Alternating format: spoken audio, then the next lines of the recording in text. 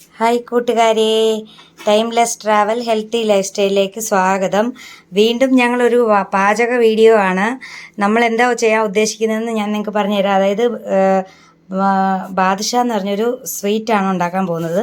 മൈദമാവ് ഒരു 6 കപ്പ് മൈദമാവിൽ 1.25 കപ്പോളം, കപ്പെന്ന് പറഞ്ഞാൽ ഏത് പാത്രത്തിൽ എടുക്കുന്നോ ആ പാത്രത്തിൽ 1.25 കപ്പോളം വാട്ടർ ഗ്ലാസ്സോളം നെയ്യ് ഇട്ടിട്ടുണ്ട്. ഇതിൽ വാട്ടർ ഗ്ലാസ് ഒരു 6 ഗ്ലാസ് മൈദ, പിന്നെ അതിൻ്റെ കൂടെ 2 ഗ്ലാസ് തൈര് വാട്ടർ ഗ്ലാസ്സിന്.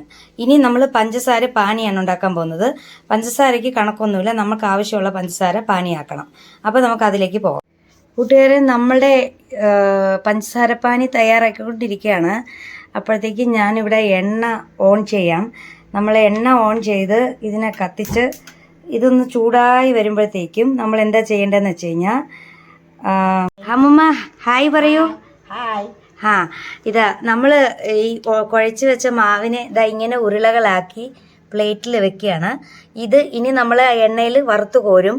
അതാണ് അടുത്ത സ്റ്റേജ്. അത് ഞാൻ കാണിക്കാമേ. പരുവം നോക്കുകയാണ്. കമ്പിപ്പരുവം ആയിട്ടില്ല പഞ്ചസാര പാവ്. അപ്പം നമ്മളുടെ എണ്ണ ഇവിടെ ഇതാ തിളച്ചോണ്ടിരിക്കുന്നുണ്ട്. നമ്മൾ ഈ വെച്ചിരിക്കുന്ന സാധനങ്ങൾ നമ്മൾ ഇട്ടെടുക്കാമോ അമ്മേ? ഇത് എണ്ണയിലിടാമോ? നോക്ക്, ഇത് എണ്ണ ചൂടായിട്ടുണ്ട്. നോക്ക്, ഒന്നിട്ട് നോക്കൂ. ഒന്ന് ആവി വരണോ? ഇത് ആവി വരണോ? നോക്ക് നോക്ക്, ഇവിടെ ചൂടടിക്കുന്നുണ്ട്. ആ, ഇട്ട് നോക്കിയാലോ? ആ, ആയിട്ടുണ്ട്. അപ്പോൾ ഇടാം അല്ലേ? കൈ സൂക്ഷിച്ച്. ഞാൻ ചെയ്യണോ? അപ്പോൾ ഇത് വറുക്കുകയാണ് കേട്ടോ കൂട്ടുകാരെ. നമ്മളിത് വറുത്തിട്ട് കാണിച്ചു തരാം. ആ, കണ്ടോ, ഇത് ആയിക്കൊണ്ടിരിക്കുന്നു. ഇളക്കാറായിട്ടില്ല.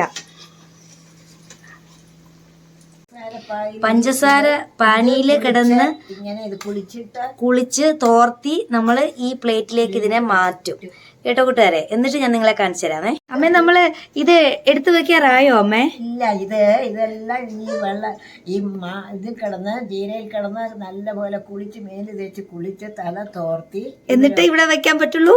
എന്നിട്ട് ആ കരയിൽ കയറി ഇരുന്നോളാം. അത്രേ ഉള്ളൂ. എനിക്ക് വയ്യ. മറ്റവരൊക്കെ കേറി വന്നു.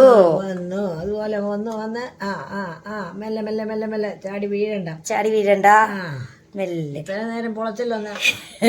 ഇത് പറയുന്ന ആളിനെ കണ്ടോ?